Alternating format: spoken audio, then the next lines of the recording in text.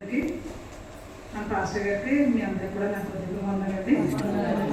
ఇది నిన్నకి ఏర్పాటు చేయబడిన వాక్యభాగము విజయోపదేశకాండము 11వ అధ్యాయము 11వ వచనం చదవండి. మీరు నది దాటి స్వాధీనపరచుకున్నటకు వేలు అమ్మ మైక్ తీసుకురా మైక్ తీసుకో.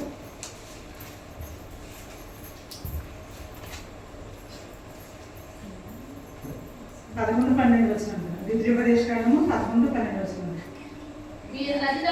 మీరు నది దాటి స్వాధీనపరచుకున్నటకు వెళ్ళుచున్న దేశము పంటలు లోయలు గల దేశము అది ఆకాశ వర్ష జలము త్రాగును. అది నీ దేవుడైన యెహోవా లక్ష్యపెట్టు దేశము. నీ దేవుడైన యెహోవా కన్నులు సంవత్సరాది మొదలుకొని సంవత్సరాంతం వరకు ఎల్లప్పుడూ దాని మీద ఉండును. చిన్న ప్రేయర్ చేసుకున్నామండి. స్తోత్రం స్తోత్రం స్తోత్రం. పరిశుద్ధుడు పరిశుద్ధుడు పరిశుద్ధుడు సర్వభూలోకమును సృజించి దానిని నీతితోనూ న్యాయంతోనూ పరిపాలించుచు కొన్ని నడబడుచున్న మా ఘనమైన యేసయ్య, మీ ఘనమైన పాదములకు లెక్కించిన వందనములు స్తోత్రములు చెల్లించుకుంటున్నాం తండ్రి. సర్వశక్తి గల దేవుడిగా మీరు ఉన్నారు తండ్రి. ఇచ్చినప్పుడు మీరు తీర్చలేము ప్రభా. నా తండ్రి నా తండ్రి శుక్రవారం అంతా నా తండ్రి యేసయ్య, నేను గత శుక్రవారం నుంచి శుక్రవారం వరకు గత సంవత్సరం నుంచి సంవత్సరం నా తండ్రి యేసయ్య, నేను నూతన సంవత్సరంలో నా తండ్రి యేసయ్య 3వ తారీఖు వరకు నా తండ్రి మమ్మల్ని అందరినీ కూడా మీ యొక్క రెక్కల చాటున సురక్షితంగా భద్రపరిచి నా తండ్రి యేసయ్య ఈ విధంగా మీ యొక్క సన్నిధానంలో కూర్చోడానికి కావాల్సిన అవకాశాన్ని బట్టి మీకు ఎన్నో స్తుతులు చెల్లించుకుంటున్నాం తండ్రి. చేరవలసిన బిడ్డలు దీవించి ఆశీర్వదించిన ప్రభా, రావాల్సిన బిడ్డలు చిత్తానుసారంగా తోడుకున్నట్టు ప్రభా. ఎవరైనా తండ్రి తండ్రి మిమ్మల్ని ఆకర్షిస్తున్నాయినా మీరు వారు మమ్మల్ని ఆకర్షిస్తేనే తప్ప మేము ఎవరు కూడా మీ దగ్గరికి చేరలేము ప్రభా. యేసయ్య అదైతే సహాయం చేసి తండ్రి మీకు వందనాలు ప్రభా. నేను వాక్యం నుంచిన ప్రతి ఒక్క బిడ్డ నూరంతులుగా దీవించి ఆశీర్వదించి మాకు ఏ భాగ్యం అయితే అవసరమైందో ఆ వాక్యాన్ని మీరు మాకు అనుగ్రహించి మీరే మైండ్ పొందుకుంటారని మా కొరకు సిరులు యేసయ్య, మా పాస్టర్ కూడా క్షేమంగా సంతోషంగా తిరిగి రావడం అయితే మీరు కృప చూపిస్తారని, పాస్టర్ ఇచ్చిన కుటుంబాన్ని దీవించి నూరంతులుగా ఫలింపజేస్తారని, సంఘ బిడ్డలందరినీ దీవించి నూరంతులుగా ఫలింపజేస్తారని, మా కొరకు సిలువలో ప్రాణం పెట్టి తిరిగి లేచిన యేసయ్య పరిశుద్ధనామమున మిక్కిలి వినయంతో బ్రతిమలాడి వేడుకుంటున్నాం మా పరమ తండ్రి. ప్రభువున ప్రియమైన సహోదర సహోదరులారా, మరొకసారి మీ అందరికీ నాకు శుభ్రపడాలండి. ఈరోజు మనం నిజంగా దేవుడు మనకి ఇచ్చిన ఒక ముఖ్యమైన ప్రత్యేకమైన అవకాశం అన్నమాట. మనం ఎంత అనివార్యమైనప్పటికీ, ఎంత భయంకరమైన పరిస్థితుల్లో మనం ఉన్నా, అండ్ ఒకళ్ళంటే ఒకళ్ళ గిఫ్ట్ అనే పరిస్థితిలో ఉన్నా, ఒకళ్ళంటే ఒకళ్ళ ఇష్టం లేని పరిస్థితిలో ఉన్నా, అండి మన భూమి మీద బ్రతకడానికి అర్హత లేని పరిస్థితిలో ఉన్నా కూడా దేవుడు మనల్ని ఎంతగానో ఇక్కడ ఆయన సజీవమైన రెక్కల చాటున సజీవులుగా మనల్ని ఉంచి ఆయన సన్నిధానంలో కూర్చోవడానికి ఇచ్చిన సహాయాన్ని బట్టి దేవుడికి ఎన్నో మమ్మల్ని చెల్లించాలి. ఎందుకంటే దినాలు చాలా చక్కగా భయంకరంగా ఉన్నాయండి. ఈ క్షణంలో ఏం సంభవిస్తుందో మనకి తెలియనట్టుగా ఉందండి. గడిచిపోయిన క్షణమే మంది కానీ గడుస్తున్న క్షణం మంది కాదనమాట అండి. అందుకే ఇక్కడ దేవుడు ఏం చెప్తున్నాడంటే, మనం మొదట ఆయన ఆజ్ఞలు ఇంకా ముందు వచ్చిన తర్వాత చదివితే కనుక మనం ఫస్ట్ ఏం చేయాలంటే ఆయన ఆజ్ఞలు ఆయన కట్టడలు గైకొనాలంటండి. విజయోపదేశకాండము 11వ అధ్యాయము 11వ వచనంలో ఫస్ట్ నుంచి చూడండి. కాబట్టి నీవు నీ దేవుడైన యెహోవాను ప్రేమించి ఆయన విధించిన వాటిని అనుసరించి ఆయన కట్టడలను విధులను ఆజ్ఞలను ఎల్లప్పుడూ గైకొనాలి. చూడండి తల్లి, ఆయన ప్రేమించాలి, ఆయన ఆజ్ఞలు గైకొనాలి, ఆయన విధించిన కట్టడలు గైకొనాలంట. అంటే దానికి అర్థం ఏంటంటే మనం ప్రతిరోజు ప్రార్థన కావాలి కదండి. వారం మధ్యలో మనకి ఏదైతే రోజు పాస్టర్గా నిర్ణయించారో ఆ నిర్ణయించిన రోజు తప్పకుండా దేవుని ఆరాధించాలి, తర్వాత ఆదివారం కూడా దేవుని ఆరాధించాలి. ఈ రెండు విషయాలు కూడా అసలు మనం మిస్ అవ్వడం అనమాట. ఎందుకంటే దేవుడు మనకి ఎంతో మందికి లేని భాగ్యం దేవుడు మనకు అనుగ్రహించాడు కనుక మనం తప్పకుండా ఆ విధంగా చేయాలండి. ఇక్కడ దేవుడు ఏం చెప్తాడంటే, అది వర్షం, అది ఆకాశ వర్షము త్రాగులంట. అది నీ దేవుడే యెహోవా లక్ష్యపెట్టు దేశము.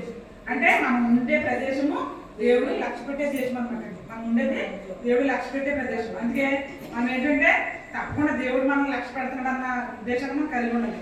ఇప్పుడు మన ఫ్యామిలీ ఉంటుందండి, మన తల్లిదండ్రులు మన బిడ్డలు ఉంటారు.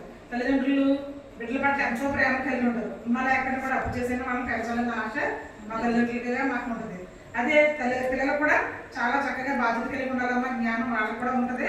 కానీ కొంతమంది అది మిస్అండర్స్టాండ్ చేసుకుని పరిష్కారంగా జీవించడానికి చేస్తూ ఉంటారు. అది వాళ్ళకి ఆ రిజల్ట్ కూడా వాళ్ళు ఖచ్చితంగా అనుభవిస్తూ ఉంటారు.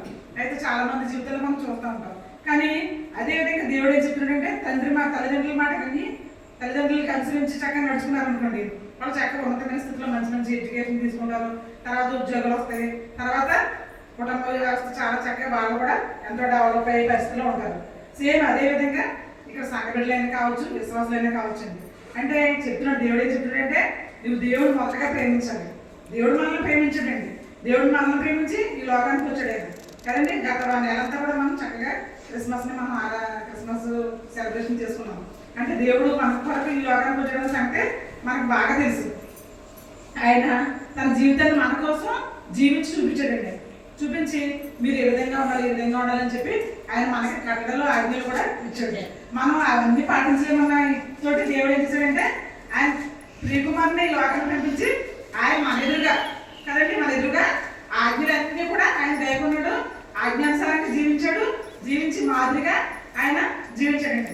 జీవించిన తర్వాత ఆయన కంప్లీట్గా ఆయన వచ్చిన కార్యక్రమం ఏదైతే ఉందో ఆయన తూచా తప్పకుండా A to Z మొత్తం కూడా ఆయన పాటించాడండి. పాటించి మళ్ళీ ఆయన తిరిగి వెళ్ళాడు. అయితే మనకు ఒక ఆజ్ఞ అనేది మనకి ఇచ్చాడండి. ఆజ్ఞ మనం ఏం చేయాలంటే తప్పకుండా పాటించాలండి. తప్పకుండా మనం పాటించి తీరాలన్నమాట. లేకపోతే మనం చాలాసార్లు మన పాఠశాల చెప్పారు, చేస్తావా అని అన్నారు కదా. అంటే తప్పకుండా దేవుని యొక్క ఆజ్ఞలు మనకి ఏదైతే ఉందో ఆజ్ఞలు మనం తప్పకుండా పాటించాలండి. అప్పుడు పాటించినప్పుడు మన జీవితం ఎలా ఉంటుందంటే ఆకాశ వర్షం త్రాగులంట. ఆకాశం నుంచి వచ్చే వర్షం చాలా ఆరోగ్యకరమైనది. ఇప్పుడు ప్లాంట్ల నీళ్ళు ఉన్నాయి, ఆ ప్లాంట్ల నీళ్ళు అమ్ముతున్నారు కదా మనకి, అందులో టిల్లుతో తెచ్చుకుంటాం. అందులో కెమికల్స్ కొంచెం ఎప్పుడైనా కొంచెం ఎక్కువ కలిస్తే మనకి అనారోగ్యాలు వచ్చేస్తాయండి కదండి. తర్వాత ఇదివరకు కాలంలో నీళ్ళు ఎంతో చక్కగా ఉండేయండి. గోదావరిలో నీళ్ళు కూడా చాలా చక్కగా ఉండేవి. ఇంకా ఎండాకాలం వచ్చిన పిల్లలంతా కూడా అందులో దిగి స్నానం చేయాలన్న ఆశ ఉండేది. కానీ ఎక్కడంటే ఆడల బస్సు ఎక్కి కూర్చున్నాం కదండి, కూర్చుంటాం కదా మనం అక్కడ నిజంగా చూస్తుంటే అసహ్యంగా ఉంటుందో అని చెప్పలేము అసలు. ఒకసారి మీరు చూడండి, ఇలా చూస్తుంటే అందులో చాలా చెత్త రేవులోనండి, చెత్త చెదారం అంతా కూడా అవి కావాలంటే పులి కావాలన్నట్టు ఉంటుంది అనమాట. పులి కావాలైనా కొంచెం బాగుంటుంది కానీ నిజంగా ఏడుగు కావాలి ప్రతి రేవుల దగ్గర కూడా అలాంటి చెత్త పెరిగిపోయి అలా ఉంటుంది అనమాట. అంటే అంత భయంకరమైన పరిస్థితి ఉంటుంది. కానీ దేవుడిచ్చే వర్షం నీరు మాత్రం అందులో చాలా చాలా స్వచ్ఛంగా ఉంటుంది అనమాట. అలాంటి స్వచ్ఛమైన నీరు పడినప్పుడు యొక్క మొక్కలు చూడండి ఎంత చక్కగా పుష్పిస్తారు కదండి. అలా పుష్పించినప్పుడు మామూలుగా తెలంగాణలో ఉన్న పొలాలు మన ఏరియాలో ఉన్న పొలాలకి పోల్చి చూస్తే కనుక మన ఏరియాలో పొలాలు చాలా ఇప్పుడు కూడా చక్కగా పచ్చగా ఉంటాయండి. పోయిన వారం అంతా కూడా మామూలు చేలికి దమ్ చేసేసారు. దమ్ చేసిన తర్వాత ఇప్పుడు వెళ్ళి చూడండి అంతా కూడా పచ్చగానే కనబడుతుంది, అంతా కూడా పచ్చగానే కనబడుతుంది. అంటే వర్షపు నీళ్ళు ఎక్కడైతే అలా విస్తారంగా ఉంటుందో అక్కడ సమృద్ధి అయిన పంటలు పండడానికి అవకాశం ఉంటుంది అనమాట. అదే దేవుని కృప ఎక్కడైతే ఎక్కువగా ఉంటుందో అక్కడ వారి జీవితాలు కూడా మంచిగా చాలా ఫలభరితంగా ఉంటాయని దేవుడు ఇక్కడ చెప్తున్నాడు అనమాట. అందుకని మనం ఏం చేయాలంటే ప్రతిసారి కూడా ఎప్పుడు కూడా యేసుక్రీస్తు ప్రభు గారిని మనం మాదిరిగా మనం చేసుకునే వారిగా మనం ఉండాలండి. ఆయన అంటున్నాడు, అది నీ దేవుడని యెహోవా లక్ష్యపెట్టు దేశము, నీ దేవుడని యెహోవా కన్నులు సంవత్సరాల వరకు ఎల్లప్పుడూ దాని మీద ఉంటాయంట. ఒకసారి 2 సార్లు కాదంటండి, ఎప్పుడు కూడా నీ దేవుడని యెహోవా కన్నులు ఆ యొక్క దేశం మీద ఉంటాయన్నమాట. అంటే దేశం మీద, మన సంఘం మీద, మన జీవితం మీద, మన యొక్క బిడ్డల జీవితం మీద, మన కుటుంబం మీద ఎప్పుడు ఉంటుందండి. ఎప్పుడండి దేవుడు మనం ప్రేమించినప్పుడు, ఆయన ఆజ్ఞలు జరుగుతున్నప్పుడు అంతే. అందుకే ఇప్పుడు ఇక్కడ కీర్తనకారుడు ఏం చెప్తుందంటే కీర్తనలో 46 అధ్యాయము చూడండి 11-12 వచనాలండి. సైన్యములకు అధిపతి యెహోవా, సైన్యములకు అధిపతి యెహోవా మనకు తోడై ఉన్నాడు. యాకోబు యొక్క దేవుడు మనకు ఆశ్రయం ఉన్నాడు. చూడండి, సైన్యములకు అధిపతి యెహోవా. సైన్యములు అంటే ఏంటండి, మనకి మిలిటరీ దళం అంటే వాళ్ళ దగ్గర బాగా ఫుల్ఫిల్గా వాళ్ళ దగ్గర ఆయుధాలు ఉంటాయి, తర్వాత రక్షణ కవచాలు ఉంటాయి, అన్నీ ఉంటాయి కదండి. సైన్యములకు అంత గొప్ప సైన్యానికి అధికారి అయిన దేవుడైన యెహోవా.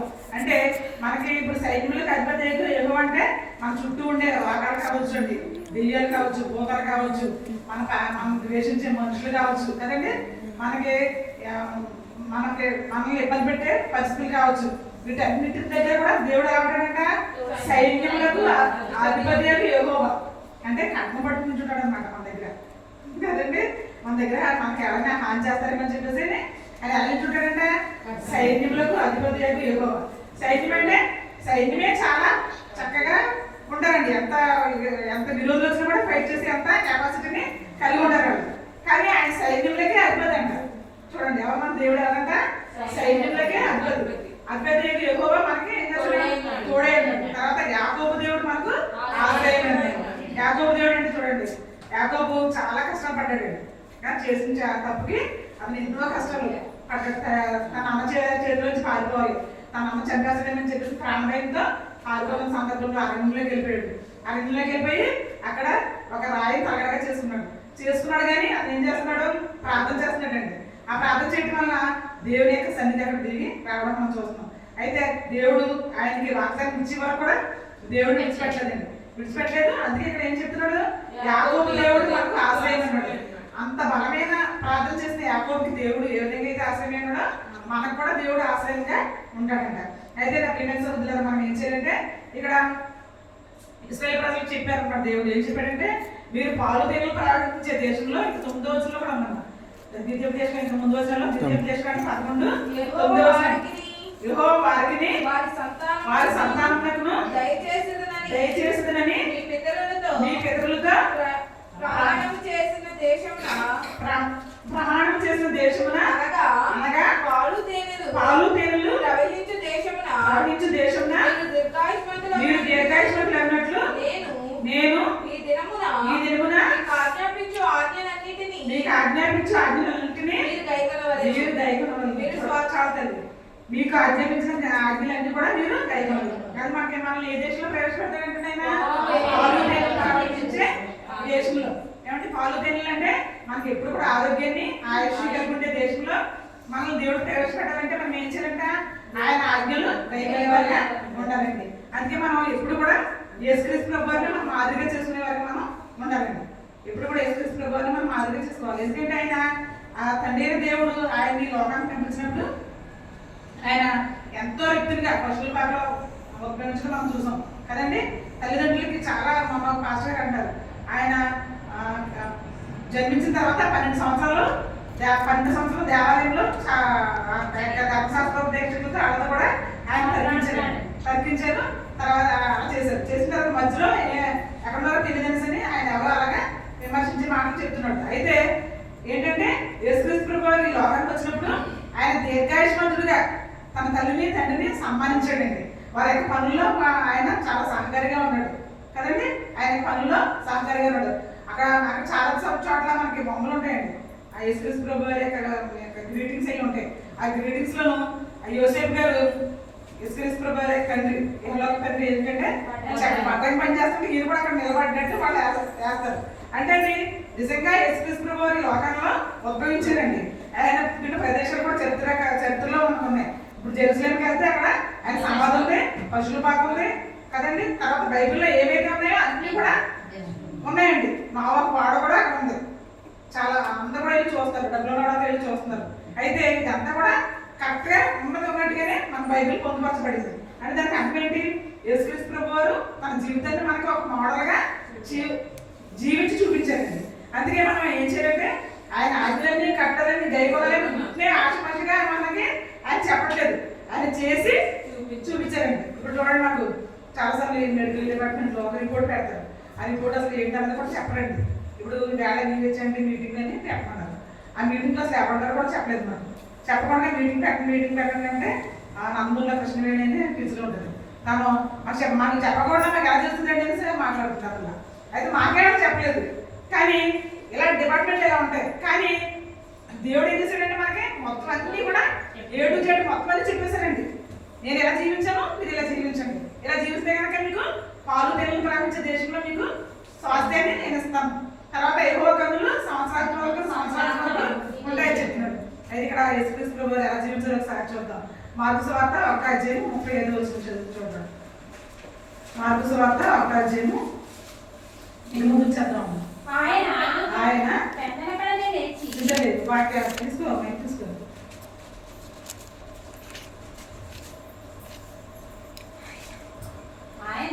ఆయన చంద్రకడనే లేచి ఇంకను చాలా చీకటి ఉండగానే బయలుదేరి అరణ్య ప్రదేశంలోకి వెళ్ళి అక్కడ ప్రార్థన చేయించుంది. చూడండి, ఆయన చాలా చీకటిగా ఉన్నప్పుడే బయలుదేరి అరణ్య ప్రదేశానికి వెళ్ళాడంట.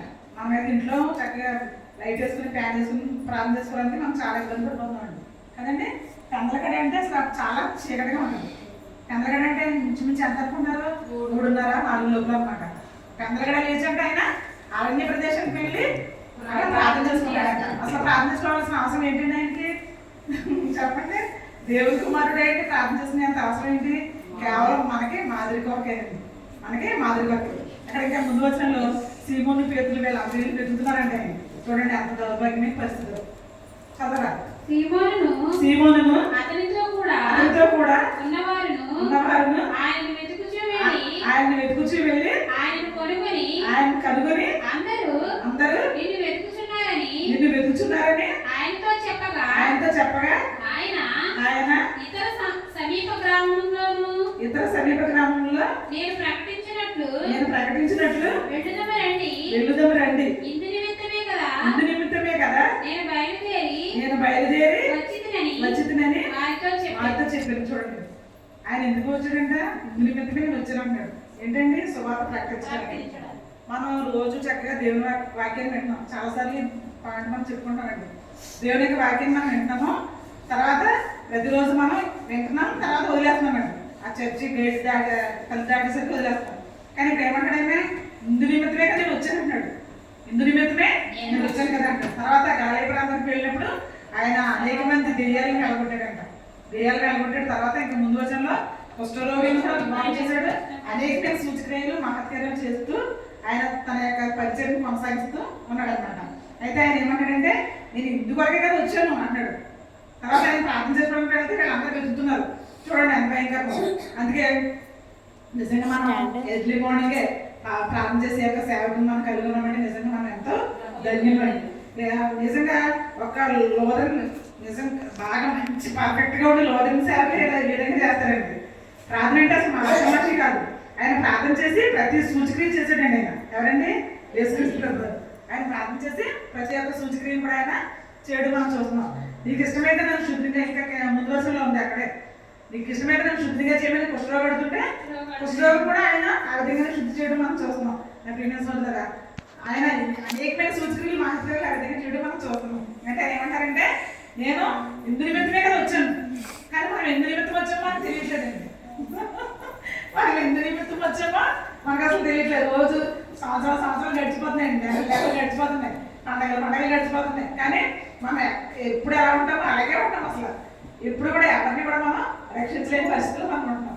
అంటే దేవుడు మనకి పెద్ద సంఘమే, చాలా పెద్ద సంఘం. ఎందుకంటే మన పిల్లలు స్టేజ్ మీద వెళ్ళిపోతే స్టేజ్ మీద ఫుల్ అయిపోయింది మొన్న కదండి. అందుకే మనం బ్యాచ్లు వేసి మనం నిలబడాల్సి వచ్చింది. దేవుడు నిజంగా మన సంఘం ఆత్మీయంగా నానాటికి బలపడుతుంది. దేవుని పొందనాలు. అయితే మనం ఏం చేయాలంటే ఇంకా అన్ని లేని వాళ్ళు ఎవరైతే ఉన్నారో వాళ్ళు తప్పకుండా మనం దేవుని యొక్క వాక్యం మనం చెప్పాలండి. చెప్పినందుకు దేవుడు ఏమంటాడంటే నిలిపేగా వచ్చాను నేను అంటాడు ఆయన. వాళ్ళు వెతుకుతున్నారు, అక్కడక్కడే వెతుకుతున్నారు. ఏడు ప్రభు అలా వెళ్ళిపోయేయండి, ఎలా వచ్చేసేయండి అంటారు. కానీ ఆయన ఏమంటాడు? బాబు నేను ఈ విషయం గురించి వచ్చాను, దేవుని యొక్క సేవ చేయడం కోసమే, దేవుడు నాకు ఏదైతే ఆజ్ఞాపించాడో అది చేయడం కోసమే నేను వచ్చానని చెప్తున్నాడు ఆయన. అందుకని ఆయన మన ఎదుట అన్ని కూడా సక్రమంగా చేశారండి. చేసినప్పుడు మనం ఏం చేయాలి? ఆయనకి ఆయన ఏదైతే చెప్పాడో తప్పకుండా మనం అది ఆయన పాటించేవారుగా మనం ఉండాలి. ఆయన పాటించేవారుగా మనం ఉండాలి. అందుకే ఆయన చెప్తున్నాడు, ఎవరో యాహంగా చెప్తున్నాడు, ఆయన చెప్పులు వారు ఇప్పడానికి నేను ఆల్రెడీ చెప్తున్నాడు. అయితే ఆయన బాప్తిసం తీసుకోవడానికి వచ్చినప్పుడు యేసుక్రీస్తు ప్రభు వారు ఆయన అంటాడు, అవి ఏంటి నేను నా యొక్క ప్రభువుకి నేను బాప్తిసం ఇవ్వడం ఏంటి అని అంటాడు. ఆయన ఏమన్నారంటే అప్పుడు లోక మర్యాద చెప్పిన ఈ విధంగా జరగని అన్నారు. అంటే దేవుని యేసుక్రీస్తు ప్రభు వారు ప్రతిదీ కూడా ఆయన జీవితం ఒక నిజంగా మన పిల్లలు ప్రతి సంవత్సరం కూడా ఒక్కొక్క హైలైట్ సాంగ్ వేస్తున్నారండి. చిత్రం, ఇది చిత్రం కాదా? నిజంగా మాట చాలా బాగుంది. అసలు నిజంగా దేవుని యొక్క లైఫ్ యొక్క బాగా చిత్రం, విచిత్రం, చాలా అద్భుతమండి. అందుకని అంటారు నేను ఇది ఇందువరకే కదా వచ్చాను. శిష్యులతో చెప్తున్నాడు ఆయన, నేను ఇందుకొకరకే వచ్చాను కదా అని అంటాడు. అందుకని ఆయన ఇంటికైతే వచ్చాడో మనం గుర్తుపెట్టుకోవాలండి. ఆయన ఏ విధంగా అయితే తెల్లవారుజామున ప్రార్థన చేసుకున్నారో ఆ విధంగా మనం ప్రార్థన చేసుకునే వాళ్ళు మనం ఉండాలి. మన బిడ్డల కొరకు, మన బిడ్డల యొక్క ప్రవర్తన కొరకు, మన యొక్క భర్తల యొక్క ప్రవర్తన కొరకు, వాళ్ళ యొక్క ఉద్యోగాలు చక్కగా క్షేమంగా చేసుకుని సంతోషంగా మన గృహాన్ని తిరిగి వచ్చే విధంగా ఆ విధంగా మనం ప్రతిసారి కూడా మనం ప్రార్థన చేసుకునేవారుగా మన పెద్దలక్కడ ఎక్కువ జాబులు లేచి ఆర్మీ మార్గానికి వెళ్ళాడంట. ఆయనకి అసలు అవసరం లేదండి, వెళ్ళాల్సిన అవసరం లేదు. ఎందుకంటే ఆయన దేవుడి కుమారుడు అండి. ఆయన ఈ లోకానికి వచ్చి తను వ్యక్తిగా చేసుకుని ఏం చేశారండి ఆయన మనకు మాదిరికరంగా ఉండాలని ప్రతి స్టెప్ కూడా ప్రతి విషయంలో కూడా ఆయన చక్కగా జీవించారండి. ఇక నేను చెప్పబోయేది ఏంటంటే మన బిడ్డలో ఇంకా ఎవరికైతే బాప్తిసం లేదు తప్పకుండా బాప్తిసం పొందుకోవాలండి. బాప్తిసం పొందుకున్నప్పుడు దేవుని కృప ఆ బిడ్డల మీద ఉంటుందండి. వాళ్ళు ఎంత హాని చేయాలి, వేరే వాళ్ళ వీళ్ళ మీద వచ్చి హాని చేయాలన్నా చేసే శక్తి వాళ్ళకు ఉండదు. ఇందాక పాప చదివింది కదా 40 అధ్యాయం, కీర్తన 40 అధ్యాయము, సైన్యములకు అధిపతి యెహోవా మనకు తోడైనాడు. ఎవరికండి? యాకోబు దేవుడు మనకు ఆశ్రయించాడు. ఎప్పుడండి? మన బిడ్డలకి మనం బాప్తిసం ఇచ్చినప్పుడు వాళ్ళకి మనం కంచి వేస్తాం అనమాట. పరిశుద్ధాత్మ అనే కంచిని వాళ్ళకి మనం వేస్తాం. వేసినప్పుడు వేరే ఎవరు కూడా వాళ్ళ జోలికి వచ్చే పరిస్థితి ఉండదన్నమాట. ఎవరు వచ్చినా కూడా దేవుడు అసలు ఊరుకోడండి. సైన్యంలోకి అధిపతి యెహోవా, ఆయన ఆశగా ఉండే దేవుడు కదండి. అందుకని తప్పకుండా ఆయన మన బిడ్డల్ని ఆయన సంరక్షణలో ఉండాలంటే మనం ఏం చేయాలంటే మన బిడ్డలకి మనం బాప్తిసం ఇచ్చేవారికి మనం ఉండాలి. తర్వాత అనేక మంది బిడ్డలకి నశించుకున్న వారిని మనం చూసి వాళ్ళకి శుభార్తను మనం చెప్పాలండి. ఇందుకోసమే కదా నేను వచ్చాను అక్కడ. అంటే దానికి అర్థం ఏంటి? పాలు తేనెలు ప్రవహించే దేశంలో మనం దీర్ఘాయుష్మంతులు అవ్వాలంటే సంవత్సరాంతం వరకు ఆయన యొక్క దయ మన మీద ఉండాలంటే ఇక్కడ తెలుగుదేశం 11 అధ్యాయం 11, 12 వచనంలో ఉంది కదన్నమాట. మన యొక్క యెహోవా కన్నులు మన మీద ఉండాలంటే సంవత్సరం అంతం వరకు మనం మీద ఉండాలంటే కనుక మనము ఆజ్ఞలు కట్టడలు గైకొనేవారుగా ఉండాలి. అలాగా ఉన్నప్పుడు తప్పకుండా మనం పాలు తేనెలు ప్రవహించే దేశంలో అంటే పరలోక రాజ్యంలో మనం ప్రవేశిస్తాం అన్నమాట. అందుకని పరలోక రాజ్యంలో ప్రవేశించాలంటే ఏం చేయాలండి? ఆయన అన్నులు కట్టడలు కనుక్కోవాలి. ప్లస్ మళ్ళీ ఏం చేయాలి? చిత్రం కాదా, ఇది విచిత్రం కాదా, యేసుక్రీస్తు పుట్టడం అంత విచిత్రమైన దేవుడు, అంత అద్భుతమైన దేవుడు, అంత ఆశ్చర్యకరమైన దేవుడు, ఏమంటే అంత శక్తి గల దేవుడు, సైన్యంలోకి అధిపతి దేవుడు మన దగ్గరికి వచ్చి ఆయన మనం ఏ విధంగా జీవించాలో ఆయన మనకి నేర్పించారండి. ఆ నేర్పించిన జీవితం అంతా కూడా మనం చక్కగా నేర్చుకునే వాళ్ళు మనం ఉండాలి. ప్లస్ మనకి అనేక మందికి మనం ఈ యొక్క సువార్తను మనకి చాటి చెప్పేవారికి మనం ఉండాలండి. అలా ఉన్నప్పుడు యాకోబుని దేవుడు ఏ విధంగా అయితే ఇశ్రాయేలుగా మార్చాడు, ఏమండి యాకోబు దేవుడు ఏ విధంగా అయితే ఇశ్రాయేలుగా మార్చి ఆయన చక్కగా వాళ్ళ కుటుంబాన్ని అభివృద్ధి చేసి ఇశ్రాయేలు జనాంగం అంటే గొప్ప జనాంగంగా ఈ యొక్క దేవుడు విస్తరింపజేశాడండి. ఆ విధంగా మన కుటుంబాలు విస్తరింపబడాలంటే మనం ఏం చేయాలి?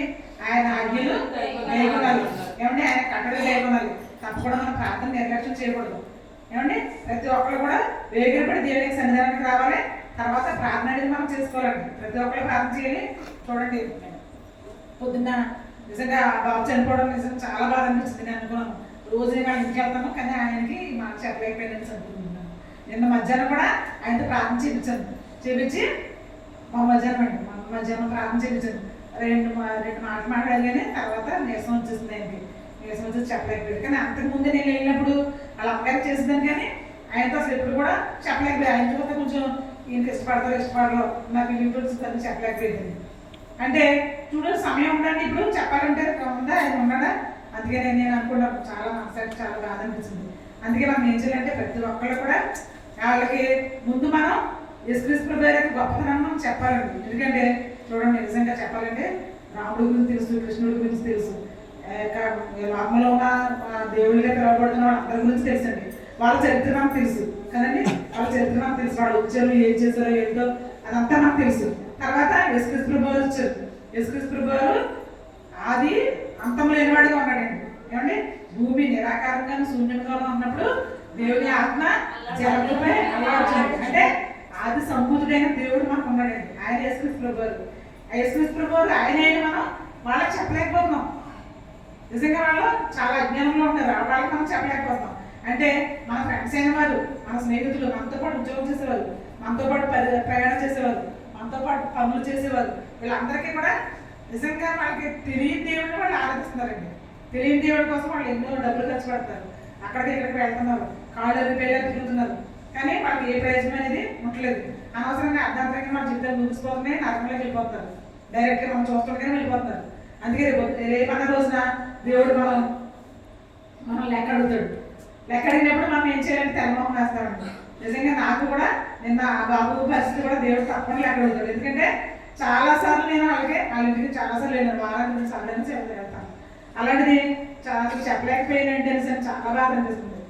అందుకే ఆ సమయం మనకి ఇంకా ఇప్పుడు రాదండి, నిత్య నరకంలోకి ప్రవేశించినట్టుగా అయిపోయింది. అందుకని నా ప్రిమియన్స్ ఉంటారని చెప్పేది ఏంటంటే ఆయన ఆజ్ఞలు కట్టలేదు ఏదైతే ఉందో తప్పకుండా మనం కైకొనాలి, ప్లస్ ఎదగవారికి మనం చెప్పాలండి. తప్పకుండా మామూలుగా మనం వేస్ట్ మాటలు చెప్పుకోవడం వల్ల మనకి ప్రయాసం వ్యర్థమే తప్ప గొడవలు తప్ప ఏముండదండి. అదే దేవుని వాక్యం మనం ఎప్పుడైతే చెప్పామో అప్పుడు మన కుటుంబాలకి అది ఆశీర్వాదకరంగా ఉంటుందండి.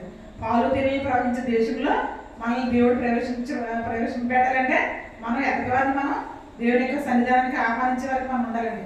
మన మాటల ద్వారా, మన క్రియల ద్వారా, మన తలంపుల ద్వారా, తర్వాత మన ప్రవర్తన ద్వారా, ఏమండి మన యొక్క పరిస్థితి ద్వారా వాళ్ళని మన సంతోషంగా వాళ్ళ యొక్క స్నేహభావంతో ఉండే విధంగా మన ప్రవర్తన యావత్తు కూడా మనం మార్చుకోవాలండి. మార్చుకుని అప్పుడు వాళ్ళకి చెప్తే తప్పకుండా వాళ్ళు వినే పరిస్థితి వాళ్ళ దగ్గర ఉంటుంది అనమాట.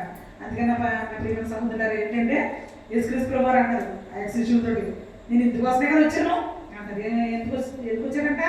దేవుడు సువార్త చెప్పాలి, తర్వాత ప్రజలందరి కొరకు ప్రార్థన చేయడానికి. పెద్దలుగా లేచి ఆయన అరణ్య ప్రాంతానికి వెళ్ళినప్పుడు అక్కడ ప్రార్థన చేసుకుంటుంటే వీళ్ళు అంటారు, అందరూ మేము అందరూ వెతుకున్నాము నీ గురించి అని చెప్తున్నాము. వెంటనే ఆయన సమాధానం చెప్పడం జరిగింది. నా ప్రియమైన సోదరులు ఏం చేయాలంటే ఆయన ఆజ్ఞలు కట్టగా అయిపోయినప్పుడు సైన్యములకు అధిపతి యెహోవా మనకు తోడై ఉన్నాడు, తర్వాత యాకోబు దేవుడు మనకు ఆశ్రయమైనాడు. నిజంగా మనకు వచ్చిన వాగ్దానాలు మన జీవితంలో ఫలించాలండి. వాగ్దానాలు నిజంగా చాలా ప్రతి ఒక్కరికి కూడా చాలా సెట్ అయ్యి కరెక్ట్గా సెట్ అయ్యే వాక్యాలు వచ్చేసినాయండి. మన మన మా శాంతి పాస్టర్ గారికి ఏమొచ్చిందంటే నీ చింత ఆయన మీద ఏమొచ్చింది, నాకేమొచ్చిందంటే నీ భారం యెహోవా మీద మోపము, ఆయన ఆదుకుంది. రెండు వాక్యాలు ఒకటేనండి, ఒకటి కదా, రెండు ఒకటి. అంటే మేము ఖచ్చితంగా దేవుడి మీద ఆధారపడాలని దేవుడు చెప్తున్నాడు అనమాట. అందుకని మనకి ఏ వాక్యం అయితే కరెక్ట్గా ఉందో ఆ వాక్యమే మనకి వచ్చింది. అందుకే ఆ వాక్యం ఆ యొక్క వాగ్దానం మన జీవితంలో నెరవేరాలని మనం ప్రతిరోజు ప్రార్థన చేసుకోవాలండి. ఏమంటే పాస్టర్ ప్రార్థన చేసినప్పుడు మనం కూడా ఆ ప్రార్థనలో ఎక్కిపించడానికి మనం ఉండాలి. మన కుటుంబాలు దేవుని యొక్క మార్గంలో మనం నడిపించే వరకు ఉండాలని ఈ యొక్క చిన్న వాక్యాన్ని దేవుడు మన ఇంట్లో దీవించి ఆశీర్వదించుగాక.